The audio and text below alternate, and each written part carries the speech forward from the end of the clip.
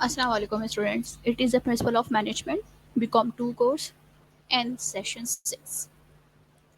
आज का हमारा जो टॉपिक ऑफ डिस्कशन है वो है ऑर्गेनाइजेशन। लास्ट टू सेशन से हम जो है फंक्शन ऑफ मैनेजमेंट के ऊपर बात कर रहे हैं। फंक्शन ऑफ मैनेजमेंट में वो कौन कौन से दूसरे फैक्टर्स है, दूसरे एलिमेंट हैं जो कि इन्वॉल्व होते हैं और जिन्हें हमें देखना ज़रूरी होता है। हम उन टॉपिक्स को अब जो है अपने सिलेबस में कवर कर रहे हैं। आज जो हमारा सेशन है वो हमारा सेशन थर्ड फंक्शन के ऊपर जो है वो बेस कर रहा है और हमारा थर्ड फंक्शन है ऑर्गेनाइजेशन। इससे पहले हमने प्लानिंग को डिस्कस किया था, उसके स्टेप्स डिस्कस किए थे, फेलियर्स ऑफ प्लानिंग डिस्कस की थी, टाइप्स ऑफ प्लान डिस्कस किए थे।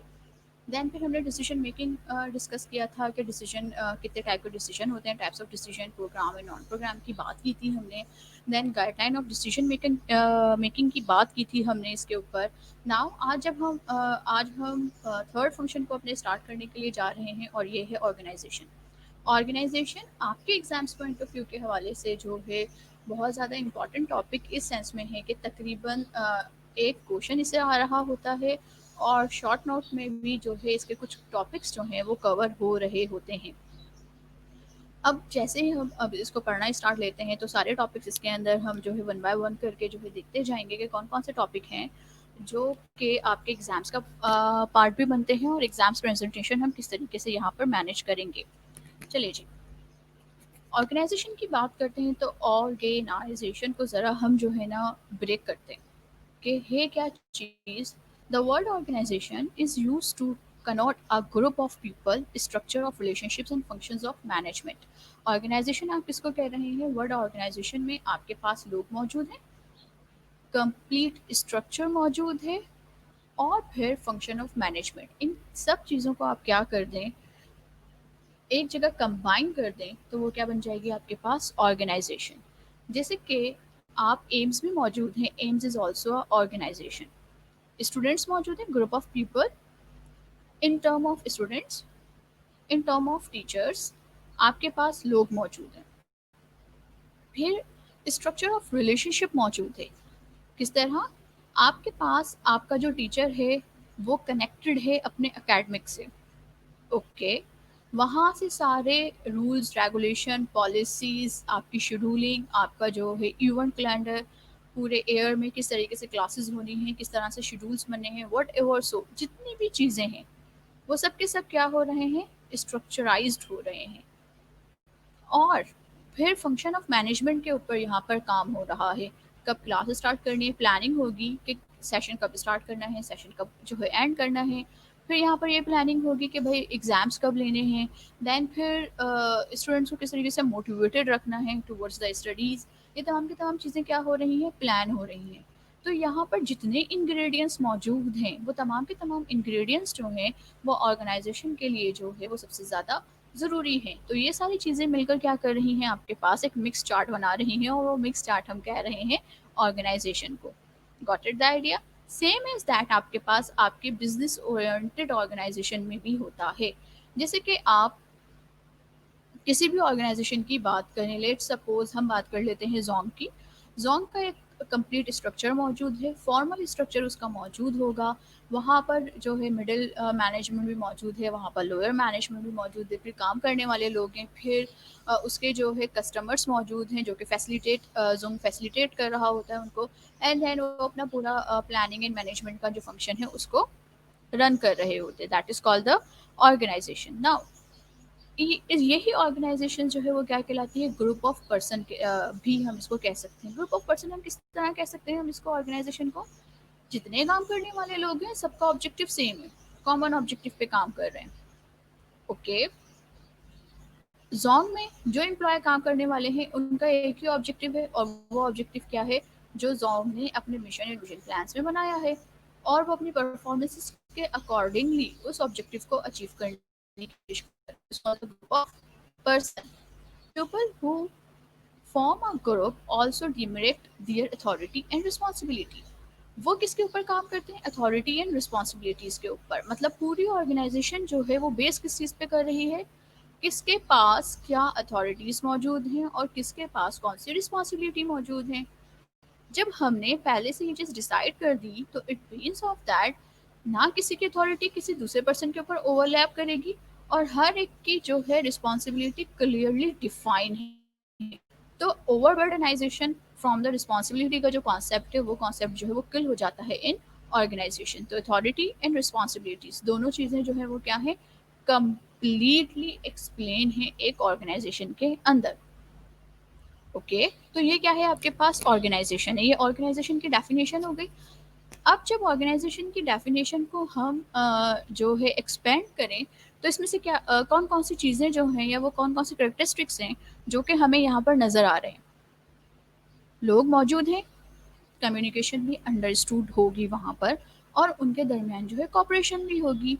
सही, समटाइम आप लोगों ने बहुत ज़्यादा आप लोग जो जॉब ओरिएंटेड पीपल्स हैं, आप लोगों ने देखा होगा कि अगर आपको किसी काम के लिए आउटसाइड जाना है, या कोई अर्जेंसी आपके पास आ जाती है, तो आप अपने नेक्स्ट सीटेड जो कलीग होता है, आप उससे जो है कहते हैं कि काइंडली आप मुझे फेवर दे देंगे।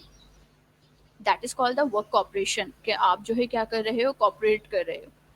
काम को एक दूसरे में डिवाइड कर देना, या फिर जो है काम करने के लिए कॉपरेट करना, in between that helping hand बनना, अपने काम को कम्युनिकेट करना दूसरे लोगों के साथ, सिर्फ, और not only the work targeted communication. Okay, sometime हम वहाँ पर जो है इनफॉर्मल ग्रुप्स भी बना रहे होते हैं। तो people in a group communicate and cooperate with each other, they work together for the achievement of goals and objectives. It is imperative that the objective must be common. Second point क्या है हमारे पास, objective must be common. अगर हम organisation की definition को openly देखें, तो वहाँ पर हमें सेकेंड पार्ट क्या नजर आ रहा है, कि ऑब्जेक्टिव जो है वो आपके पास कॉमन है। कम्युनिकेशन जो हो रही है, उस कम्युनिकेशन जो होगी किसके बिहाफ पे हो रही है, आपके पास आपकी ऑब्जेक्टिविटी की बिहाफ पे हो रही है, जो कि आपके पास ऑर्गेनाइजेशन का कॉमन गोल है। देन रूल्स एंड रेगुलेशन सबके लिए सेम है।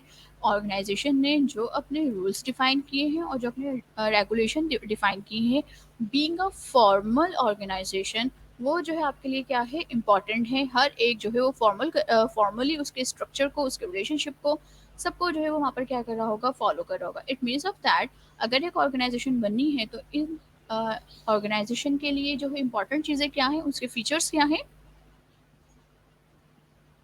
Communicate and cooperate, objective must be same, rules and regulation, formal structure of relationship. Okay, इस ये जब चारों चीज़ें मौजूद हैं, तो हम वहाँ पर क्या कह रहे हैं, कि ये जो है एक फॉर्मल ऑर्गेनाइजेशन है। नाउ, ऑर्गेनाइजेशन बनाने के लिए, या किसी भी इंस्टीट्यूट या फर्म को ऑर्गेनाइजेशन कहने के लिए जो है, वो कौन कौन सी चीज़ें हैं जो कि ज़रूरी हैं, उनके कंटेंट क्या क्या होने चाहिए, यहाँ पर हम जो है वो चीज़ें डिस्कस करेंगे, कि स्टेप्स इन ऑर्गेनाइजेशन, कि ऑर्गेनाइजेशन में कौन कौन से जो है चीज़ें होती हैं जिसकी वजह से एक ऑर्गेनाइजेशन जो है वो बिल्डअप हो रही है। सबसे पहले ऑब्जेक्टिव, डिटर्मिनेशन ऑफ ऑब्जेक्टिव। एक ऑर्गेनाइजेशन जब अपने आप को फॉर्म कर रही है, अपने आप को जो है बना रही है, तो सबसे पहले वो अपने ऑब्जेक्टिव डिसाइड कर रही है। उसने काम कहाँ पर करना है, किन लोगों के साथ करना है, कौन सी मार्केट है, उसने जो है किस तरीके से, विदाउट ऑब्जेक्टिव जो है तमाम ऑर्गेनाइजेशन मीनिंगलेस है, किस तरीके से वो कहाँ पर और किस तरह काम करना है, that is called the objective. Division of activities, लोगों के दरमियान क्या कर दिए, काम को तकसीम कर दिया। फाइनेंस को डिफरेंट कर दिया।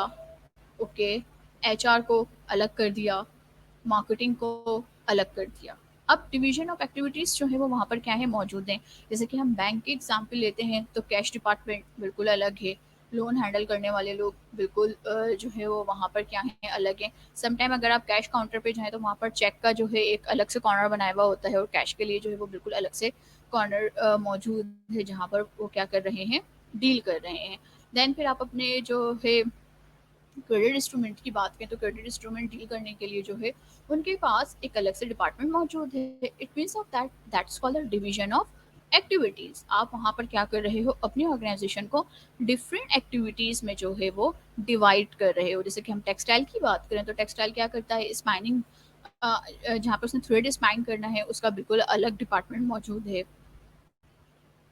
कलरिंग का अलग डिपार्टमेंट मौजूद है, दैन फिर उसके बाद डिज़ाइनिंग के लिए जो है उनका एक अलग डिपार्टमेंट मौजूद है। तो वहाँ पर क्या क्या हुआ, एक्टिविटी वाइज़ आपने अपनी ऑर्गेनाइज़ेशन को स्कैटर्ड कर दिया और उनको डिपार्टमेंट में चेंज कर दिया, डिपार्टमेंट में डिवाइड कर दिया। Fitting right person into the right job. अपनी ऑर्गेनाइज़ेशन में आप जो है अगर एरर रिड्यूस करना चाहते हैं, आउटपुट को इंक्रीज़ करना चाहते हैं, एफिशिएंसी को इंक्रीज़ करना चाहते हैं, तो वहाँ पर क्या करेंगे आप, fitting right person into the right job पर काम कर रहे होंगे।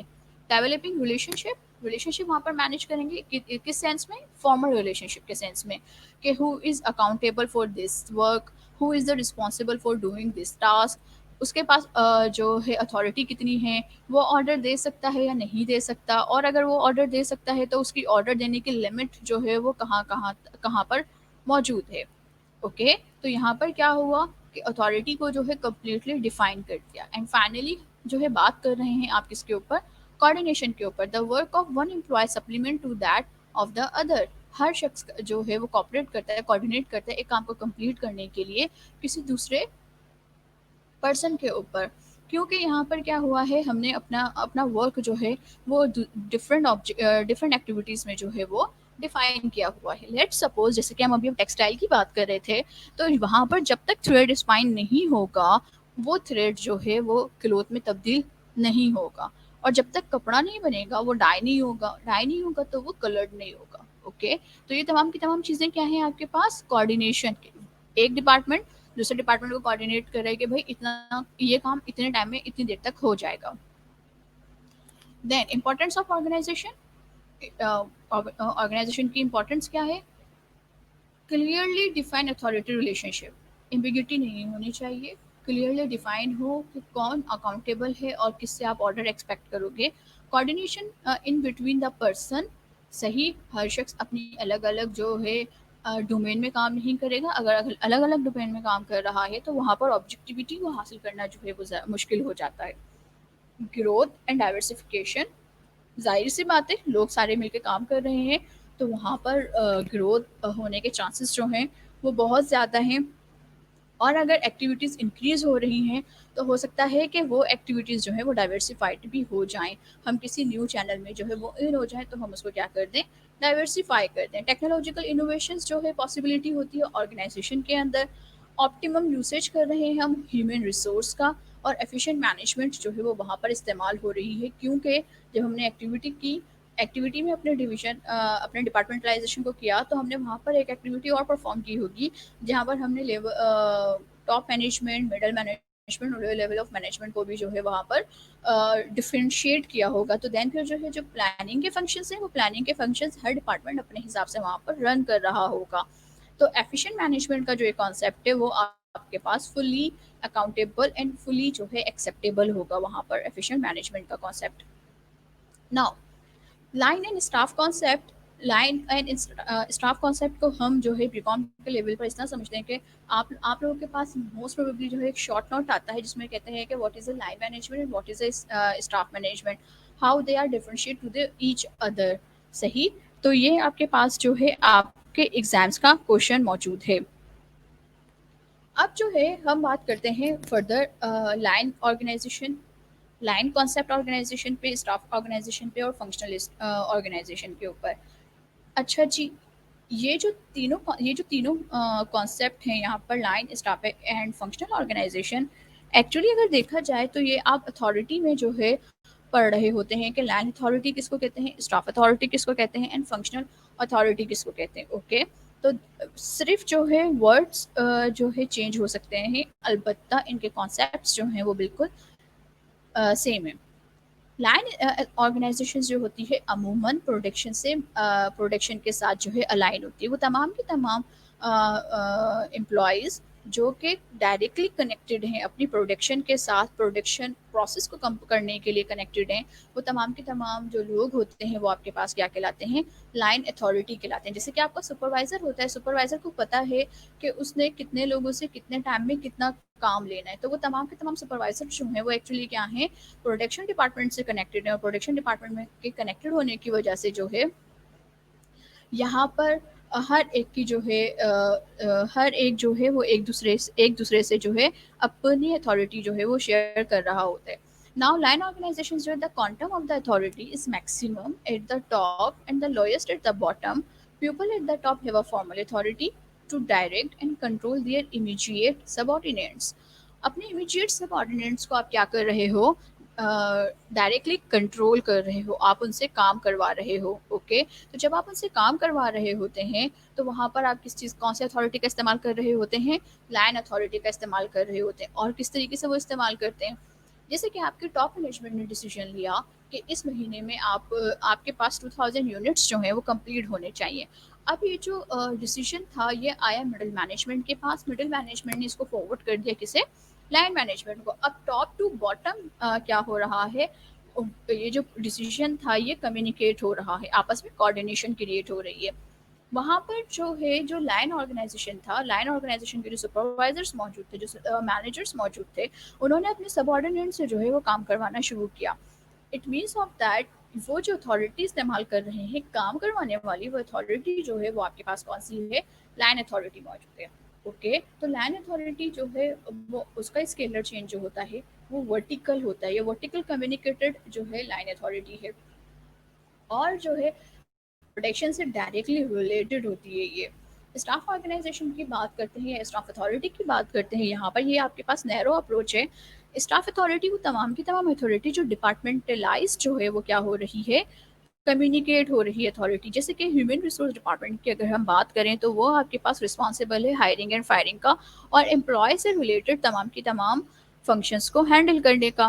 ओके, फाइनेंस की बात करें तो फाइनेंस जो है आपके पास फाइनेंस का इनफ्लो एंड आउटफ्लो ये दोनों चीज़ें हैंडल करने का रिस्पॉन्सिबल है। मार्केटिंग की बात करें तो वो आपकी प्रोडक्ट को मार्केट करने के लिए रिस्पॉन्सिबल है और कस्टमर को किस तरह सेटिस्फाइड करना है और किस तरीके से जो है उन्हें डील करना है, वो इन तमाम की तमाम चीज़ों का जो है वो रिस्पॉन्सिबल है। अब ये जो एचआर है और फाइनेंस है और मार्केटिंग है, इन तीनों के तीनों डिपार्टमेंट के जो मैनेजर्स होते हैं वो एक दूसरे से क्या होते हैं, इंटरकनेक्टेड होते हैं, इंटर कम्युनिकेटेड होते हैं।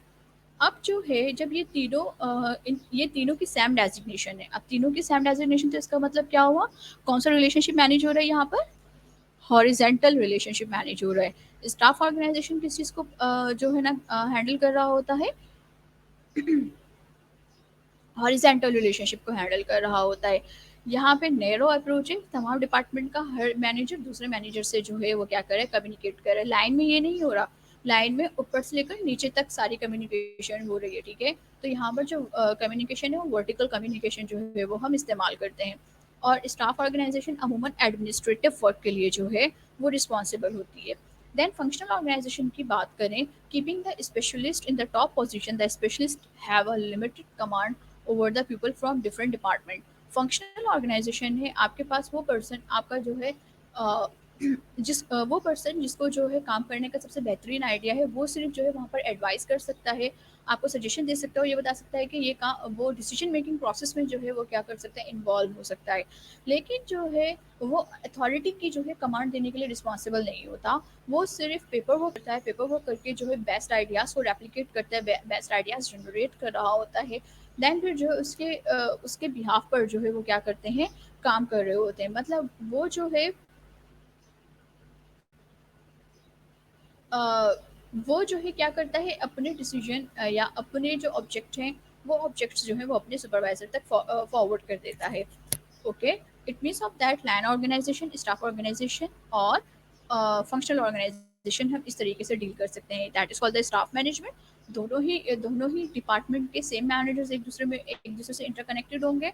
लाइन मैनेजमेंट जो है वो आपके पास क्या है, प्रोडक्शन के हिसाब से जो है वो बात कर रहे हैं, तो प्रोडक्शन के हिसाब से ये सारे जो है अपने सुपरवाइजर्स, अपने रिलेटेड सुपरवाइजर्स की जो है वो क्या कर रहे हैं, वहाँ पर उनके ऑर्डर को फॉलो कर रहे हैं। नाउ अब बात करते हैं, ये मैनेजर की डायरेक्शन है जिसको आप हिरार्की भी कहते हैं, organization hierarchy. Now line and staff management में बहुत ज़्यादा कॉन्फ्लिक्ट्स क्रिएट होते हैं। इनके कॉन्फ्लिक्ट्स क्रिएट होने का जो रीज़न होता है वो सबसे ज़्यादा ये होता है कि इंटरफेरेंसेस जो है एक दूसरे के काम में वो कर रहे होते हैं। लाइन मैनेजर कहता है कि स्टाफ हमें जो है ओवर वे जाकर ऑर्डर दे रहा है, हमें हमारे हिसाब से जो है काम करने दिया जाए। मैनेजमेंट ने अगर इतने यूनिट को परफॉर्म करने, इतने यूनिट को बनाने के लिए कहा है, तो वो हमारा हमारा हेडिक है कि हम इस काम को किस तरीके से करते हैं। स्टाफ मैनेजमेंट को जो है इसके अंदर इंटरफेयर नहीं करना चाहिए। समटाइम ये होता है आपको एक एम्प्लॉय हायर करना है, तो जब वो आप एम्प्लॉय हायर करने की तरफ जाते हो तो स्टाफ मैनेजमेंट को पता है कि उसको क्या स्पेसिफिकेशन, क्या जॉब डिस्क्रिप्शन चाहिए, लेकिन लाइन मैनेजर जो होता है वो वहाँ पर जो है इंटरफेरेंसेस क्रिएट कर रहा होता है। इट मीन्स ऑफ दैट वो कॉन्फ्लिक्ट्स जो कि जिसकी वजह से जो है दोनों अथॉरिटी को काम करने में मुश्किल हो रही होती है, वो चीज़ जो है यहाँ पर बहुत ज़्यादा क्रिएट होती है। Interferences in their work, lack of practicality and too theoretical. Staff management, land management का व्यू ये है कि भाई स्टाफ मैनेजर हमारे काम में जो है बहुत ज़्यादा जो है वो इंटरफियर करते हैं। लैंड मैनेजर का ये दूसरा दूसरा व्यू ये है कि जो स्टाफ मैनेजर होता है उन्हें काम करने की जो है नो हाउ ज़्यादा नहीं होती, मतलब प्रैक्टिकली नो हाउ नहीं होती, वो जस्ट जो है पेपर वर्क के ऊपर या थ्योरेटिकल बेस के ऊपर जो है वो बता रहे होते हैं कि भाई काम इस टाइम इतने वक्त से होना चाहिए। ग्राउंड रियलिटीज़ को जो है वो बिल्कुल भी फॉलो नहीं कर रहे होते। Lack of accountability, staff management की जो है अगर प्रोडक्शन में जो है प्रोडक्शन कंप्लीट नहीं हुई, लेट सपोज, तो वहाँ पर अकाउंटेबल कौन होता है? लैंड मैनेजर ज़्यादा अकाउंटेबल होता है कि आपके एम्प्लॉयज़ ने जो ये काम करके नहीं दिया।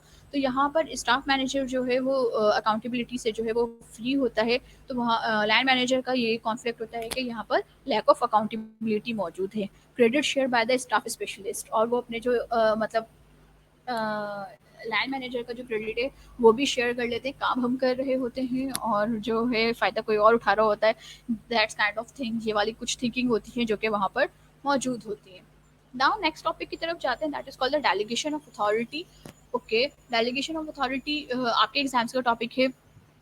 लैंड अथॉरिटी भी जो है आपके शॉर्ट नोट का टॉपिक था जो कि यहाँ पे डिफाइन किया है। डेलीगेशन ऑफ अथॉरिटी की बात करें तो डेलीगेशन ऑफ अथॉरिटी भी जो है आपके एग्जाम्स के टॉपिक पे ये कंप्लीट क्वेश्चंस बन के आ रहा होता है। What the mean of the delegation of authority and how to delegate the authority. Now delegation of authority actually क्या है? आप अपने कुछ इख्तियारात अपने सबऑर्डिनेट को तफवीज़ कर दें। Okay, it means of that अपनी अथॉरिटी को फ्लो कर दें, किसको? अपने सबऑर्डिनेट के पास। तो उसको क्या कहते हैं हम? Delegation of authority.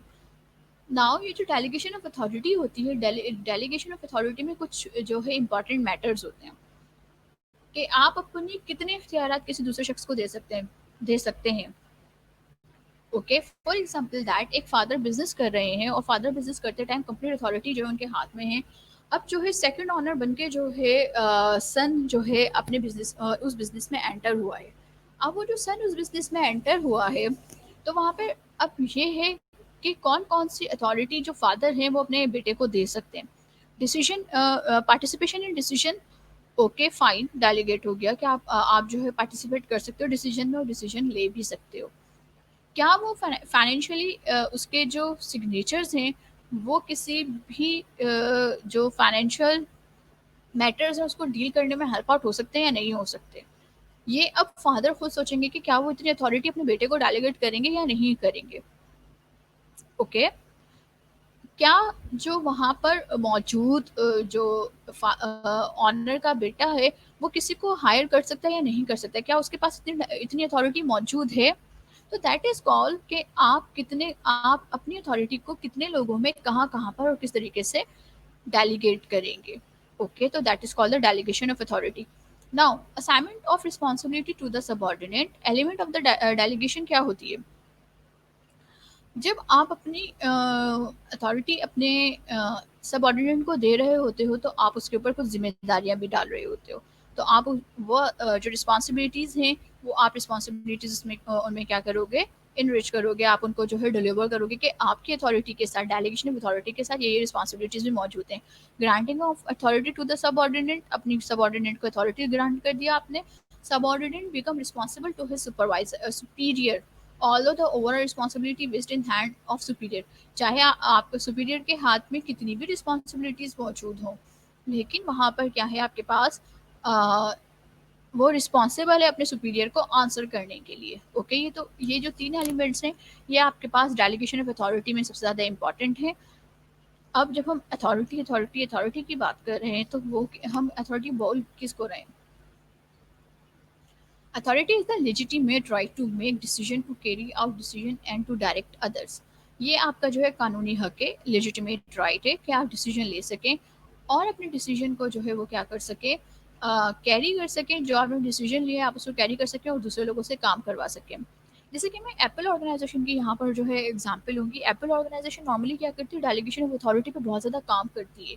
अ, जितनी आपके पास बड़ी बड़ी कॉरपोरेशन है, उसमें एप्पल कंपनी की जो एग्जांपल दी जाती है वो ये एग्जांपल दी जाती है कि इनके जो है department product wise delegation of authority मौजूद है। Product wise it means of that कि अगर सेलफोन बना रहे हैं और सेलफोन का जो है एक्स मॉडल अगर उन्होंने बनाया है, तो उस मॉडल क्या जो पूरा प्रोडक्ट है वो जो भी हैंडल कर रहा होगा, सारी अथॉरिटी उसके हाथ में होगी। लैपटॉप में जो है उस सारी अथॉरिटी जो है वो उसके हाथ में। MP3 प्लेयर, MP4 प्लेयर्स में जो भी है प्रोडक्ट वाइज वो सारी की सारी जो अथॉरिटी जो है वो उनके हाथ में। अब जो है जब अथॉरिटी उनको मिल गई, तो वहां पर क्या चीज़ हुई, अब वो अपने काम के लिए, अपने डिसीजन लेने के लिए जो है वो खुद रिस्पॉन्सिबल है। लेट सपोज एप्पल में जो है लैपटॉप बना रहे हैं, अब वो उस लैपटॉप के लिए उन्होंने जो है उसकी स्पेसिफिकेशन क्या होनी चाहिए वो खुद इस बात को डिसाइड करेंगे।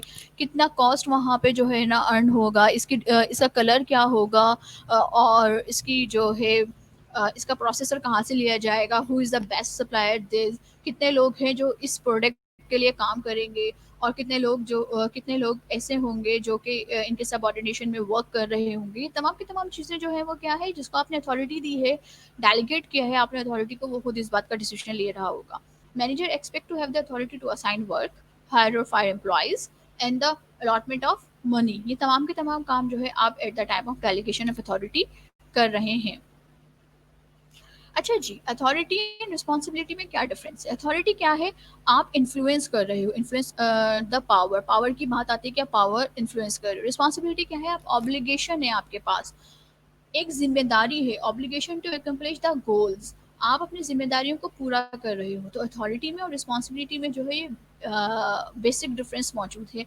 Responsibility name the obligation to accomplish the task, authority is the influence to the power to the other person, आप इन्फ्लुएंस कर रहे हो किसी दूसरे पर्सन के ऊपर। तो ये दोनों, ये जो रिस्पॉन्सिबिलिटी एंड अथॉरिटी के दरमियान का जो डिफरेंस कहा जाता है, ये जो डिफरेंस है वो ये डिफरेंस हमारे माइंड में होना चाहिए कि हम रिस्पॉन्सिबिलिटी किसको कह रहे हैं और हम अथॉरिटी किसको कह रहे हैं। इंपॉर्टेंस ऑफ डेलीगेशन, डेलीगेशन जो है डेलीगेशन ऑफ अथॉरिटी जब आप कर रहे होते हैं तो इसमें आपको बेनिफिट क्या मिल रहे होते हैं, इसकी अहमियत क्या है। देखें, आपने जो है कोई डिसीजन लिया, आपने कोई काम करना है, पेपर मेकिंग का हम काम कर रहे हो, पेपर मेकिंग का काम करते करते जो है आपका एक पूरा बंडल जो है वो वेस्ट हो जाता है, और आपको अपना ऑर्डर कंप्लीट करने के लिए क्या करना पड़ रहा है, आपको किसी दूसरे बंडल की ज़रूरत है। अब इस बात के ऊपर डिसीजन लेना है। अगर आपके सुपरवाइजर के हाथ में ये अथॉरिटी नहीं है कि वो स्टोर रूम से दूसरा बंडल निकाल के ला सकता है, वो अपने एम्प्लॉयज़ को दे सकता है कि इसकी जो है कटिंग करो अकॉर्डिंग टू द मेजरमेंट, ये अथॉरिटी अगर सुपरवाइजर के पास नहीं है, और ये अथॉरिटी जो है वो किसके पास है, आपके पास, आपके मैनेजर के पास है, और मैनेजर उस दिन जो है वो छुट्टी पर मौजूद है, इट मीन्स ऑफ दैट क्या होगा, आपका काम जो है वो रुक जाएगा। सही, आपका ऑर्डर डिले हो जाएगा, आपकी जो एफिशिएंसी और इफेक्टिवनेस का जो एक एलिमेंट है मैनेजमेंट के अंदर, वो दोनों वहाँ पर क्या हो जाएंगे, फेल हो जाएंगे। तो यहाँ पर हम क्या करें, जब हम डेलीगेट कर देते हैं अथॉरिटी, अगर मैनेजर ये अथॉरिटी जो वो डेलीगेट कर चुका होता अपने सुपरवाइजर को कि एट दैट टाइम अगर तुम्हें किसी रिसोर्स की ज़रूरत हो तो वो रिसोर्सेज आप इस्तेमाल कर सकते हैं, तो वो रिसोर्सेज जब आप इस्तेमाल कर सकते हैं, तो उस टाइम जैसे ही एम्प्लॉय को ज़रूरत पड़ी, तो सुपरवाइजर क्या कर सकता था, वो उस काम को वो वहाँ से स्टोर रूम से जो है पूरा बंडल निकाल के जो है वो अपने एम्प्लॉय को दे सकता था कि उनकी जो प्रोडक्शन है और उनकी जो प्रोडक्टिविटी है वो स्टॉप ना हो। ओके, तो ये आपके पास क्या है, delegation of authority to help the superior concentrate on more important matters। सबसे ज़्यादा important matter है delegation of authority का, subordinate give authority to take decision to dispose of the matters quickly। जिस तरीके जो भी मैटर आपके पास जो है खड़ा हो रहा है, आप उसको क्या करें, क्विकली डिस्पोज ऑफ कर दें, ख़त्म कर दें। ये ना हो कि आप उसको जो है बढ़ाते चले जाएं, तो वो आपके लिए ही प्रॉब्लम बन जाएगा। Employee feel motivated and try to prove themselves for the trust reposed by the superior in them employee जो है मोटिवेटेड होता है, उसको पता है कि फर्दर जो है इसके पास एक अथॉरिटी आई है, एक डेलीगेटेड अथॉरिटी उसके पास मौजूद है, तो वो फील ऑफ रिस्पॉन्सिबिलिटी जो होती है वो उसके अंदर जो है इंक्रीज हो जाती है। जब फील ऑफ रिस्पॉन्सिबिलिटी इंक्रीज होती है तो वो अपने काम को जो है ट्रस्ट इंक्रीज होता है ऑर्गेनाइजेशन के ऊपर, और ऑर्गेनाइजेशन ट्रस्ट जो है वो लीड करता है ऑर्गेनाइजेशन कमिटमेंट को। Serve as a tool of the future training of executive. आपको अपना सक्सेशन प्लान बनाने के लिए किसी दूसरी चीज़ पे जाने की ज़रूरत नहीं है। आप अपने एम्प्लॉय को क्या करें, डेलीगेशन ऑफ अथॉरिटी के साथ उसको हर एक पोस्ट के ऊपर काम करने की आदत डालें। तो आपका एग्जीक्यूटिव क्या हो रहा है, इन जेओटी पे जो है वो वर्कआउट कर रहा है, वो वहाँ पर क्या कर रहा है, ट्रेन हो रहा है। It improve work performance for subordinate as a delegation is given according to their specialization. Specialization के अकॉर्डिंग आपने डेलीगेशन दी है तो वो अपने काम में जो है वो इम्प्रूवमेंट लेके आ रहा है। ये आपके पास जो है एडवांटेजेस थे या इंपॉर्टेंस जिसकी हम बात कर लेते हैं कि डेलीगेशन ऑफ अथॉरिटी की इंपॉर्टेंस ये है। लेकिन प्रॉब्लम्स जो है सुपीरियर की तरफ से जो है कुछ प्रॉब्लम्स आते हैं, और कुछ प्रॉब्लम्स जो है जिस पर्सन को दिए जाते हैं उसके अंदर आते हैं। हमारे यहाँ सबकी एक आदत होती है, बीइंग अ ह्यूमन बीइंग जो है हम सबकी जो है एक आदत है कि हमारे हाथ में जो अथॉरिटी होती है हम ये चाहते हैं कि हम उसको पजिस करके रखें। ठीक है, पावर डेलीगेशन करना जो है बहुत मतलब इगोइस्टिक वे में जो है ना बहुत मुश्किल काम है। ओके, साइकोलॉजिकल इम्पैक्ट अगर आप देखें तो किसी भी पर्सन के लिए बहुत ज़्यादा मुश्किल होता है कि वो जो है इस बात से दूर रह के सोचे कि वो इसकी ये पावर जो है इसके हाथ से जा चुकी है। जैसे कि यहाँ पर बहुत इंटरेस्टिंग एक स्टोरी है, एक बादशाह की स्टोरी है। उसको सिर्फ मैं 3 लाइन में कवर करती हूँ यहाँ पर। बहुत इंटरेस्टिंग है अगर इसको हम बहुत डिटेल में जाएँ, लेकिन एनीवेज़ एक बादशाह जो था उसने 10 साल तक तकरीबन जो है वो मतलब बादशाहत की थी अपनी रियासत के ऊपर। फिर जो उसने अपनी बादशाहत की अपनी रियासत के ऊपर, तो एक दिन उसने बैठे-बैठे जो है ये सोचा कि जिस दिन मैं जो है अगर मैं बादशाह नहीं होऊँगा और अगर मैं एक आम आदमी होऊँगा और आम आदमी बन के जो है मैं अपनी रियासत में रहूँ, तो कैसा लगेगा? अब वो जो कैसे लगने वाली चीज़ है ना उसके लिए जो है ये एक्सपीरियंस करने के लिए जो है तैयार हो गए वो बादशाह साहब। लेकिन मसला ये आया, वो अपना ये एक्सपीरियंस कंप्लीट नहीं कर पाए। इसके बीच में बहुत सारे जो है वो हैं, स्टेजेस हैं कि एक्चुअली हुआ क्या-क्या था। लेकिन उनका जो सबसे बड़ा मसला खड़ा हुआ, वही बड़ा मसला खड़ा हुआ, उनको ये सोच के ही खौफ आया कि मैं अपनी ये पावर अपने इस वज़ीर को दे दूँगा तो क्या होगा? मैं अपनी ये पावर अपने इस वज़ीर को दे दूँगा तो क्या होगा? और अपनी ये पावर मैं अब अगर इस पर्सन को दे दूँगा तो फिर जो है मेरी ये पावर बस नहीं है। वो ये वो तमाम की तमाम चीज़ें थी जिसकी वजह से जो है डेलीगेशन ऑफ अथॉरिटी जो है वो उसके लिए बादशाह के लिए जो है वो मुश्किल बनती चली गई। एनीवेज़, क्या चीज़ हुई? रेज़िस्टेंस। ओके। अब जो है पावर देना, रेजिस्टेंस आ रही है यहाँ पर कि ये जॉब मैं बेहतर करता हूँ, पता नहीं वो पर्सन अच्छे अंदाज में करेगा या नहीं करेगा। Lack of ability of a manager to correctly issue instructions to the subordinate. मतलब अब सुपरवाइजर जो है उसको ये लग रहा है कि उसका जो है लैक ऑफ एबिलिटी है। सुपरवाइजर को ये फील हो रहा है कि उसका एम्प्लॉय जो है उसके अंदर विलिंगनेस ही मौजूद नहीं है कि वो ये काम जो है अच्छी तरीके से कर सके। वो अपने सबऑर्डिनेट पे ट्रस्ट ही नहीं करता इस बात को लेके कि अगर उसने ये अथॉरिटी उसके हाथ में दे दी तो वो वहाँ पर जो है इनएबिलिटी जो है वो क्रिएट हो रही है। इनफेक्टिव कंट्रोल वहाँ पर जो है क्रिएट हो रहा है कि अथॉरिटी देने से पहले जो है आप क्या करते हैं, कुछ बाउंड्रीज क्रिएट करते हैं कि ये बाउंड्रीज होनी चाहिए, आप इस अथॉरिटी से जो है स्विच नहीं करोगे। वहाँ पर उसके लिए जो है क्या है, प्रॉब्लम क्रिएट हो रही है। तो यहाँ पर रेजिस्टेंस आई सबसे पहले, एबिलिटी मौजूद नहीं है, विलिंगनेस। मतलब अब सुपरवाइजर ये बात सोच रहा है कि भाई मेरे एम्प्लॉय के पास एबिलिटी मौजूद नहीं है, मेरा एम्प्लॉय जो है वो लैक ऑफ ट्रस्ट वर्दी है, मेरा एम्प्लॉय जो है इनफेक्टिव कंट्रोल के साथ है। तो यहाँ पर वो जो उसने एक प्रिज्मा बनाया हुआ है, एक पैराडिज्म में रह रहा है, वो उसने उस सोच के साथ जो है वो अपनी अथॉरिटी जो है वो डेलीगेट ही नहीं की। और जो सब ऑर्डिनेंट है वो क्या सोच रहा है, उसके लिए डेलीगेशन, उसके लिए वो अथॉरिटी एक्सेप्ट करना क्यों मुश्किल है, उसके अंदर कॉन्फिडेंट नहीं है। वो ये सोच रहा है कि अगर ये अथॉरिटी मुझे मिल जाती है, पता नहीं मैं अपना 100% दे पाऊंगा या नहीं दे पाऊंगा। वो हमें जो है अपने सेफ प्लेस पे खेलने की आदत होती है। इट मीन्स ऑफ दैट कि हम वो डिसीजन लेना पसंद करते हैं जिसमें हमारे पास एक डिफेंसिव एटीट्यूड मौजूद हो। तो वहाँ पर वो सेफली खेलना चाहते हैं, सब ऑर्डिनेट अथॉरिटी ले ही नहीं रहा जवाबदेह होना पड़ जाएगा, इससे ज़्यादा बेटर ये कि मेरी जगह पर मेरा मैनेजर ही जवाबदेह हो जाए। उसको सबऑर्डिनेट को ये लग रहा है कि वो मिस्टेक्स बहुत ज़्यादा करेगा, उसकी ड्यूटीज़ बढ़ जाएँगी, ओवरबर्डन हो जाएगा वो ड्यूटीज़ को लेकर। इनएडुकेसी ऑफ इन्फॉर्मेशन, वो अब उसकी पास जो है वो इतनी कंप्लीट इन्फॉर्मेशन नहीं है कि वो अपनी ड्यूटीज़ को जो है वो फुलफ़िल कर सके, और उसके जो है क्लियर अथॉरिटी, रिस्पॉन्सिबिलिटी स्ट्रक्चर जो है वो मौजूद नहीं है, इफेक्टिव कंट्रोल मौजूद नहीं है, उसको प्लान करना नहीं आता। ये वो चीज़ें हैं जो कि वहाँ पर जो है एक सबऑर्डिनेट जो है वो देख रहा है। सबऑर्डिनेट के लिए 5 प्रॉब्लम्स हैं।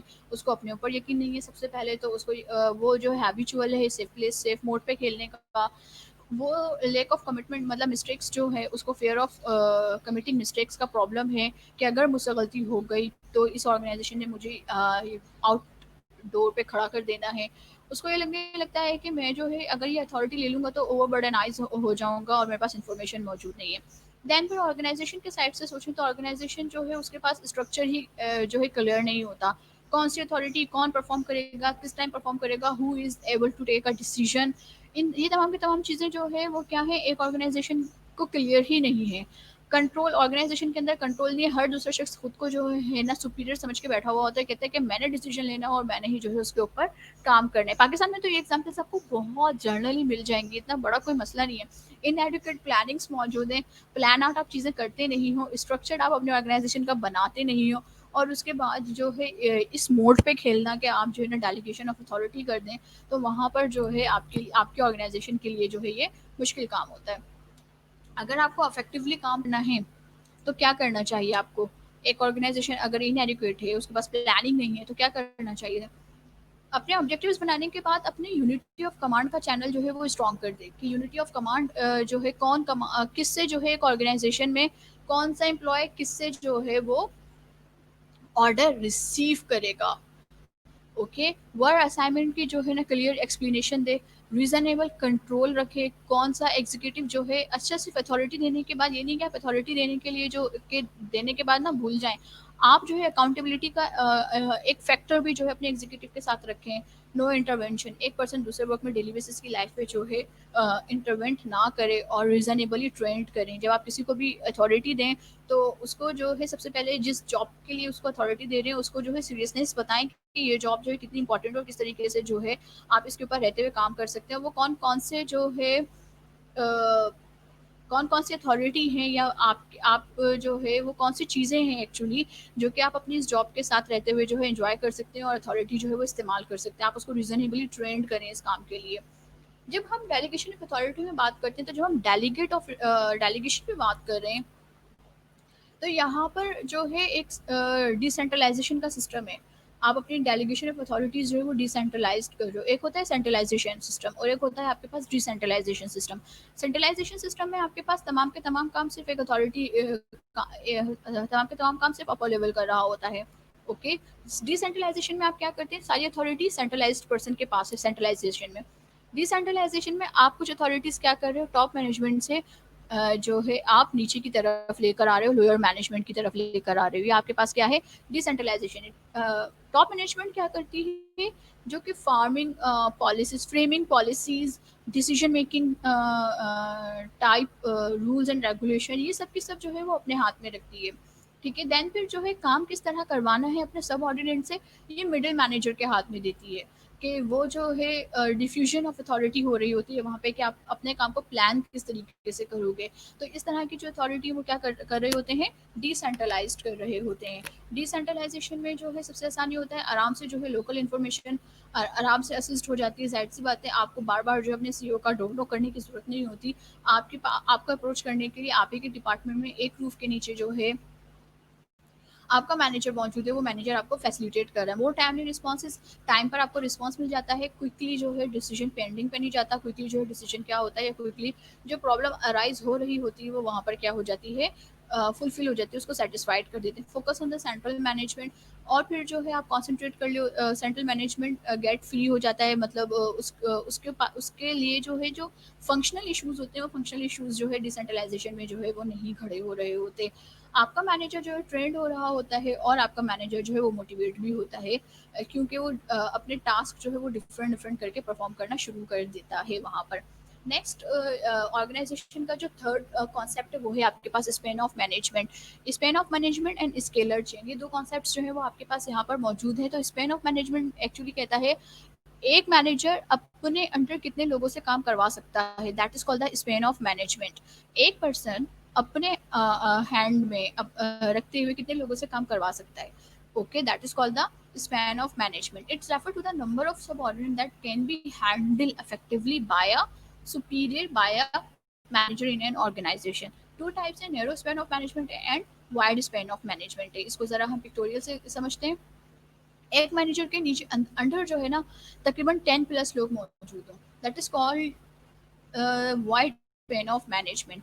और नैरो स्पेन ऑफ मैनेजमेंट आपके पास क्या है, आप अपने सिर्फ one under the one roof जितने आ रहे हैं, 2 से 3 एम्प्लॉय, हार्डली 4 एम्प्लॉय, आप उनको सिर्फ हैंडल कर रहे हो, that is called the narrow span of control. ये आपके पास नैरो स्पेन ऑफ कंट्रोल है। Wide and narrow span of control जो है यहाँ पर पिक्टोरियल मौजूद हैं। इफेक्टिव कंट्रोल के लिए क्या ज़रूरी है, आपके पास सबका फंक्शंस जो हैं स्पेन ऑफ कंट्रोल में, तमाम मैनेजर के फंक्शंस जो हैं वो डिफाइन होने चाहिए, okay. Nature of work routine हो, रिपीटेटिव हो, मेजरेबल हो एंड आइडेंटिकल करेक्टरिस्टिक्स के साथ मौजूद हो। टाइम यहाँ पे जो है आपके पास क्या हो, established in old and establish organization things get stabilized. Time जो है फैक्टर कर रहा है यहाँ पर स्पेन ऑफ कंट्रोल। वो जो पुरानी ऑर्गेनाइजेशन होती है उनका स्पेन ऑफ कंट्रोल जो है वो बहुत ज़्यादा स्ट्रॉन्ग होता है as compare to the new organization, because of that के वो जो है लर्निंग स्टेज के ऊपर मौजूद हैं, अपने स्ट्रक्चर को बनाने के ऊपर मौजूद हैं। तो इनका स्पेन ऑफ कंट्रोल जो है वो वहाँ पर प्रॉब्लम कर रहा है। स्पेस है कि प्लेस ऑफ वर्क कितना बड़ा है। अगर आपके पास जो है प्लेस ऑफ वर्क जो है बहुत ज़्यादा लार्ज है, तो आप वहाँ पर और बहुत सारे एम्प्लॉयज़ एक ही जगह पे काम कर रहे हैं, तो कोशिश कर रहे होते हैं कि सिर्फ एक ही सुपरवाइज़र को वहाँ पर रखें। आपके पास एक under the one roof one supervisor वाला कॉन्सेप्ट जो है ना सबसे ज़्यादा जो है बेनिफिशियल रहता है। Personality of the supervisor most important thing. Appearance जो है हर काम में जो है वो क्या करती है, अपना एक अहम रोल प्ले करती है। टेक्निक ऑफ सुपरवाइज़र, सुपरवाइज़र किस तरीके से जो है वो हैंडल करता है चीज़ों को, that is the one and the another factor जिसमें हम स्पेन ऑफ कंट्रोल को जो है वहाँ पर हम देख रहे होते हैं। लास्ट टॉपिक की तरफ आते हैं स्टूडेंट, जो आपके पास ऑर्गेनाइजेशन में करना होता है, that is the scalar chain. Spain of management में हम क्या बात कर रहे थे, एक मैनेजर कितने लोगों को हैंडल कर सकता है, कितने सबऑर्डिनेट्स को हैंडल कर सकता है। अब हम यहाँ पर सबऑर्डिनेट्स की बात करेंगे कि एक सबऑर्डिनेट कितने मैनेजर से ऑर्डर रिसीव कर सकता है, ओके। जो ऑर्डर रिसीव करने वाला एट्रीब्यूट है ना वो आपके पास क्या कहलाता है, स्केलर चेन कहलाता है। It's refer to the number of different levels in the structure of organization. Subordinate receive order from one supervisor must be, ये बहुत ज़्यादा इंपॉर्टेंट है कि आप एक ऑर्डर जो है वो एक ही सुपरवाइजर से हासिल करें। इट्स क्रिएट मैनेजमेंट लेवल्स, और ये मैनेजमेंट लेवल्स क्रिएट करते हैं। जैसे कि नीचे आप अगर इस ये जो स्मार्ट आर्ट पे पिक्टोरियल डायग्राम्स बनी हुई है, यहाँ पर देख रहे हैं कि नीचे से हम इसको रीड करेंगे कि 5 जो है एरोज मौजूद हैं और 5 एरोज एक रेड बॉक्स पे जा रही है। इसका मतलब है नीचे का सबऑर्डिनेट सिर्फ ऊपर के वन बॉक्स के मैनेजर से अपने ऑर्डर रिसीव कर सकता है और अपनी अकाउंटेबिलिटी भी या अपनी परफॉर्मेंस इवैल्यूएशन भी उसी मैनेजर के हाथ में है, ओके। तो सारे मैनेजर्स क्या कर रहे हैं, अपने अंडर जो है वो इस तरह से अपने एम्प्लॉयज़ को रख रहे हैं। देन फिर ये जो ऊपर के मैनेजर हैं, ये सारे मैनेजर्स जो हैं ऊपर जो इनका इसकी अथॉरिटी है, टॉप लेवल अथॉरिटी है, वो उनको आंसर कर रहे होंगे, ओके। इसका मतलब क्या हुआ, यहाँ पर लेवल ऑफ मैनेजमेंट का जो कॉन्सेप्ट है वो लेवल ऑफ मैनेजमेंट का कॉन्सेप्ट जो है वो क्लियर हो रहा है। नाउ स्टूडेंट, जो ऑर्गेनाइजेशन का टॉपिक था ये हमारे पास स्लाइटली थोड़ा बड़ा ही टॉपिक था, जिसको हमने अपने गिवन टाइम पे जो है कोशिश की कि इसको कंप्लीट कर दें। इसको सम अप करते हैं। नाउ सबसे पहले हमने कॉन्सेप्ट समझा था ऑर्गेनाइजेशन का, कि हम ऑर्गेनाइजेशन किसको कह रहे हैं। इस पूरे टॉपिक में जो है आपके जो क्वेश्चंस जो ऑर्गेनाइजेशन के अंदर जो है आपकी चीज़ें बन रही होती हैं, कॉन्सेप्ट्स बन रहे होते हैं, वो organization itself, authority, then authority की जब आप बात कर रहे होते हैं तो फिर आप टाइप्स ऑफ अथॉरिटी की बात करते हैं, जो line authority, staff authority and functional authority की हमने बात की। फिर हम स्पेन ऑफ मैनेजमेंट की बात कर रहे होते हैं एंड हम स्केलर चेन की बात कर रहे होते हैं। अब स्पेन ऑफ मैनेजमेंट पे हमारे कौन कौन से फैक्टर्स जो है वो इन्फ्लुएंस हो रहे होते हैं ये भी हमने देखा। दैन फिर हमने इन अथॉरिटी के कॉन्फ्लिक्ट्स को जो है डील करने की, डिस्कस करने की कोशिश की। तो ये आपके पास क्या है, एग्जाम से क्वेश्चन है। इसमें एक टॉपिक मौजूद नहीं है, that is called the departmentalisation. Next time जब हम अपने सेशन लेंगे तो वहाँ पर हम दो टॉपिक को एक साथ merge करेंगे। एक है हमारे पास कंट्रोल और एक है हमारे पास डिपार्टमेंट। ये दोनों टिनी मिनी से टॉपिक्स तो जो है इंशाल्लाह कवर हो जाएंगे वहाँ पर। और इसका जो लास्ट मतलब आप जो बुक फॉलो कर रहे हो उसमें एक अलग से टॉपिक दिया हुआ है डिपार्टमेंट का, दैट्स वाई मैंने उसको ऑर्गेनाइजेशन के अंदर एड अप नहीं किया। तो यहाँ पर आपके पास आपका ऑर्गेनाइजेशन का जो टॉपिक है वो क्या होता है, कंप्लीट हो जाता है। Now student, thank you so very much and अल्लाह हाफिज़।